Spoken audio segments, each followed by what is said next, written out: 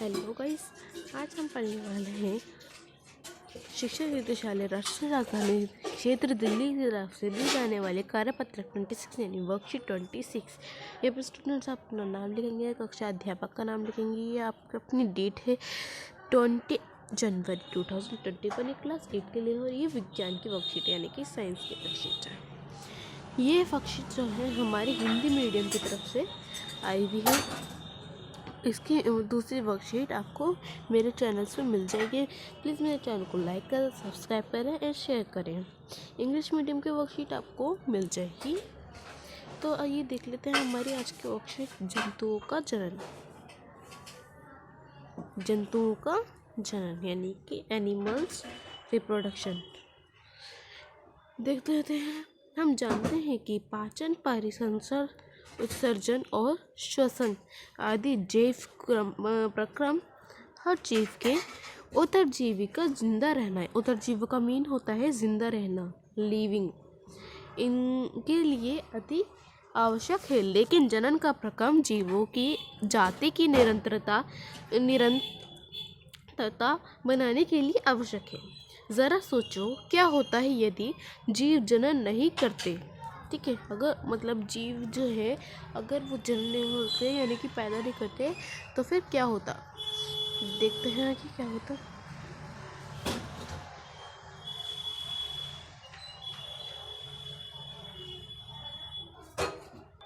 तो देखते हैं, जीव अमर नहीं होते। मतलब अगर रिप्रोडक्शन नहीं होता यानी कि जनन नहीं होता तो जीव अमर भी नहीं होते। जीव अमर नहीं होते। सभी जीवों का जीवन काल होता है, बेशक होता है। क्या होता है? सभी जीवन का काल होता है, मतलब वो मरते भी हैं और फिर पैदा भी होते हैं, जिसमें वे जन्म लेते हैं और मरते हैं। ये रहा जीवन, मतलब जीवों की एक लाइफ होती है, जैसे ह्यूमंस की एक लाइफ होती है, इंसानों की लाइफ होती है, वैसे ही जीवों की भी एक लाइफ होती है। ठीक है, जिसमें वे जन्म लेते हैं और वह मरते भी हैं। ये कैसे सुनिश्चित होता है कि पृथ्वी में जीवन चलता रहे? ये एकदम इम्पॉसिबल है। ये सुनिश्चित है, मतलब ये निश्चित नहीं हो सकता कि मतलब एक जीव जिंदा रह सके पूरे जन्मों जन्म तक। ऐसा नहीं हो सकता। पूरे जीवन काल तक जिंदा कैसे रह सकता है? वो जीवन में कैसे जिंदा रह सकता है? उसको कभी ना कभी तो मरना ही होगा, फिर वो फिर से जन्म लेगा। ऐसे ही होता है। ठीक है, आगे देखते हैं। जीवन की निरंतरता के लिए कोई प्रक्रम तो होना चाहिए। वह प्रक्रिया जो सभी जीवों को अपने जैसे जीव उत्पन्न करने में मदद करती है वह जनन कहलाती है। ठीक है, यहाँ से देखिए, वह प्रक्रिया जो सभी जीवों को अपने जैसे जीव उत्पन्न करने की मदद करती है वह जनन कहलाती है। यह प्रक्रिया न केवल मनुष्य बल्कि जंतुओं, पेड़ पौधों और एकल कोशिकाओं जीवों के लिए भी आवश्यक है। यानी कि ये जो प्रक्रिया है ना, ये जो प्रक्रिया है जिससे जीव जो उत्पन्न होते हैं, उत्पन्न होने के लिए मदद करती है, वह जनन कहलाती है। जो जनन की प्रक्रिया है ये केवल मनुष्य के लिए नहीं है बल्कि जंतु, पेड़ पौधे और एकल कोशिकाएं जीवों के लिए भी आवश्यक है।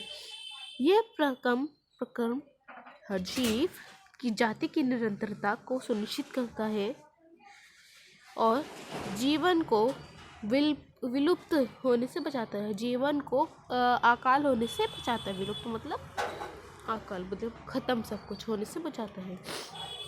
एक आम का पेड़ आम के पेड़ से ही बनता है। जैसे एक आम का पेड़ है हमारा, और वो दूसरा जो आम का पेड़ है ना, वो उसी आम के पेड़ से बनाता है। जैसे एक इंसान है, चलो मान लीजिए एक इंसान है, उसके बगीचे में एक आम का पेड़ उग गया है, तो उसमें से उसने एक आम तोड़ लिया और फिर वो उस आम को मतलब छील के उसको मिट्टी में दबो दिया। उसी मिट्टी में दबोने के कारण उसका एक और पौधा, बड़ा पेड़ बन जाता है, जो दूसरा उसका आम का पेड़ बन जाएगा। तो यही है इससे। तो देखिए, जैसे हर बार बिल्ली के बच्चे को बिल्ली ही जन्म देती है। ठीक है, बिल्ली के अंदर से बिल्ली तो निकलेगी, वो कुछ तो नहीं निकलेगा ना, तो बिल्ली के अंदर से बिल्ली ही जन्म देती है बच्चे के अंदर से। ठीक है, आपने विभिन्न जंतुओं के बच्चों को देखा है। तालिका में दिए जंतुओं के बच्चों के बाद नाम लिखकर उन्हें उसे पूर्ण करें। इसे दर्शाइए। यहाँ पे तालिका दी गई है, एक टेबल दी गई है।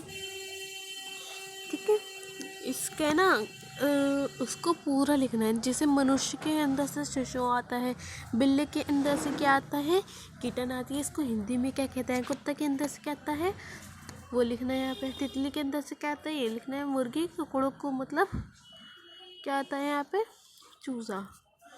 ठीक है, मेंढक के अंदर, गाय के अंदर से क्या निकलता है बच्चा। उसको अंदर क्या होता है उसका नाम वो लिखना है यहाँ पे। मेंढक का नाम लिखना है यहाँ पे। ठीक है, अभी मैं आपको इसका आंसर बता दूंगी। पहले हम विधियाँ करते हैं, जनन की विधियाँ हमारी है। सेकंड, जनन की विधियाँ। पादपों की तरह से ही जंतुओं में भी जनन की 2 विधियाँ होती हैं।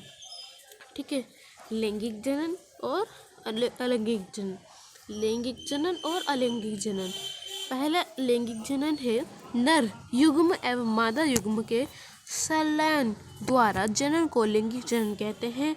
इस प्रक्रिया में 2 जीव नर और मादा मिलकर नई संतति को बनाते हैं। अलैंगिक जनन को मतलब क्या होता है, जनन का वह प्रकार जिसमें केवल एक ही जीवन भाग लेता है। स्वयं को जांचिए। देखिए, जनन की विधियां ये रही, लैंगिक और अलैंगिक। अब देख लेते हैं, हमारा नेक्स्ट क्वेश्चन है स्वयं को जांचिए। प्रश्न नंबर फर्स्ट है इसका, जनन को परिभाषित कीजिए। सबसे पहले पहले आपको आंसर ही बता देती हूँ, तो करते हैं इसका आंसर। देखिए, तो देखिए इसका आंसर नंबर फर्स्ट है, वह प्रक्रिया जो सभी जीवों को अपने जैसे जीव उत्पन्न करने की मदद करती है वह जनन कहलाती है। हमें क्या बताना था, इसका जनन का परिभाषा बतानी थी। तो यहाँ से यहाँ तक इसकी डेफिनेशन हो गई, यानी परिभाषा हो गई। इसका ये फर्स्ट का आंसर है आपका। आइए अब देख लेते हैं सेकंड का आंसर।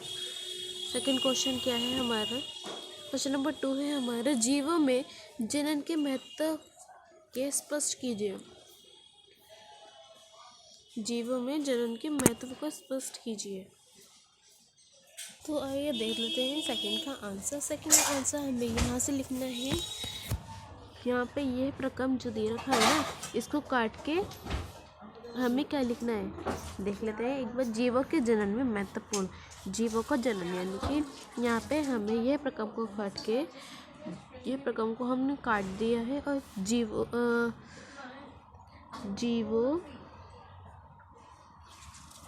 का जनन, जीवों का जनन लिख के, जीवों का जनन हर जीव की जाति की निरंतरता को सुनिश्चित करता है और जीवन को विलुप्त होने से बचाता है। यहाँ से लेके आप यहाँ तक का इसका आंसर लिखेंगे। ये आंसर नंबर सेकंड का, क्वेश्चन नंबर सेकंड का आंसर है। ठीक है, आपको समझ आ गया। हर जीव की जाति और निरंतरता को सुनिश्चित करता है और जीव को विलुप्त करने से बचाता है।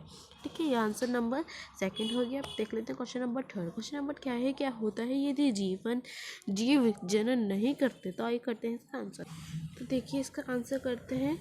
इसका आंसर क्या है, यदि जनन नहीं होता तो सभी जीव जंतु और पेड़ पौधे खत्म हो जाते हैं, क्योंकि कोई भी जीव अमर नहीं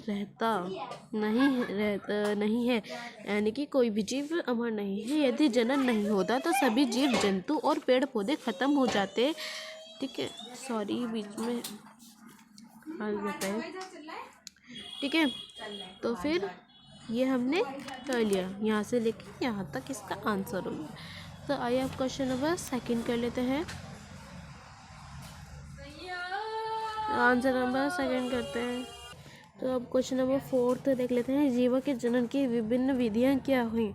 जीवों की हमने पढ़ा था अभी, जीवों की जनन की विभिन्न विधियां क्या है। क्वेश्चन नंबर 4 है हमारा। तो आंसर देखते हैं क्या है। जनन की विधि अभी हमने यहाँ पर लास्ट में ही पढ़ा था, तो यहाँ से लेके यहाँ तक का इसका आंसर हो जाएगा। अभी मैं आपको थोड़ा सा पैसे केट देती हूँ। तो देखिए हमारा आंसर यहाँ से लेके यहाँ तक हो जाएगा। पादपों की तरह से ये काट देना है आप। यहाँ से जंतुओं तक आपको काट देना है और क्या लिखना है, जीवों के जनन। जीवों के जनन में भी जीवों में भी जनन की 2 विधियाँ होती हैं। जीवों में, यहाँ से लिख लेना, जीवों में, आपको सिर्फ यहाँ पे जीवो लिख देना है बस। जीवों में भी जनन की 2 विधियाँ होती हैं, लैंगिक जनन नर और अलैंगिक जनन। नर युग्म एवं मादा युग्म के संलयन द्वारा जनन को लैंगिक कहते हैं। इस क्रिया में 2 जीव नर और मादा मिलकर नई सतीत्व को बनाते हैं। अलैंगिक जनन में क्या है, जनन का वह प्रकार जिसमें केवल एक ही भाग होता है लेता है। तो यहाँ तक हमारी वर्कशीट खत्म होती है, लेकिन मैं आपको आज की वाली, ये जो हमारी तालिका रह गई थी, आज मैं आपको ये वाली तालिका भी कंप्लीट करा देती हूँ। तो आइए देख लेते हैं इस तालिका को। मनुष्य को क्या कहते हैं, संतति बच्चे, यानी कि इसके बच्चे को क्या कहते हैं, शिशु कहते हैं। बिल्ली के बच्चे को क्या कहते हैं, देखते हैं। बिल्ली के बच्चे को क्या कहते हैं, बिलोटा। बिल्ली के बच्चे को क्या कहते हैं, बिलोटा, ठीक है। और नेक्स्ट देख लेते हैं, कुत्ते के बच्चे को क्या कहते हैं, पिल्ला। कुत्ते के बच्चे को क्या कहते हैं, पिल्ला। और तितली के बच्चे को क्या कहते हैं, लार्वा। क्या कहते हैं, लार्वा। तितली के बच्चे को क्या कहते हैं, लार्वा। मुर्गी के बच्चे को क्या कहते हैं, चूजा। गाय के बच्चे को क्या कहते हैं, बछड़ा। गाय के बच्चे को क्या कहते हैं, बछड़ा। गाय के बच्चे क्या कहते हैं, बछड़ा। मेंढक के बच्चे को क्या कहते हैं, आपको अगर मेंढक के बच्चे का नाम नहीं पता हो तो मेंढक का बच्चा ही लिख सकते हैं आप, यानी कि मतलब छोटा मेंढक, या फिर टैडपोल। हिंदी में इसका नाम टैडपोल ही होता है, ठीक है, टैडपोल। तो यहाँ पे लिख देती हूँ मैं, टैडपोल, यानी कि मेंढक के बच्चे का नाम क्या होता है, टैडपोल। अगर आपको टैडपोल याद नहीं होता तो इसको आप छोटा मेंढक भी कह सकते हैं। तो यहाँ तक हमारी वर्कशीट खत्म होती है। वर्कशीट खत्म होने के बाद आप इसको मेरे चैनल को लाइक करें, शेयर करें एंड सब्सक्राइब करें, ज़्यादा से ज़्यादा लोगों को शेयर करें। Thank you and good bye. मैं आपको नेक्स्ट वीडियो में मिलूँगी।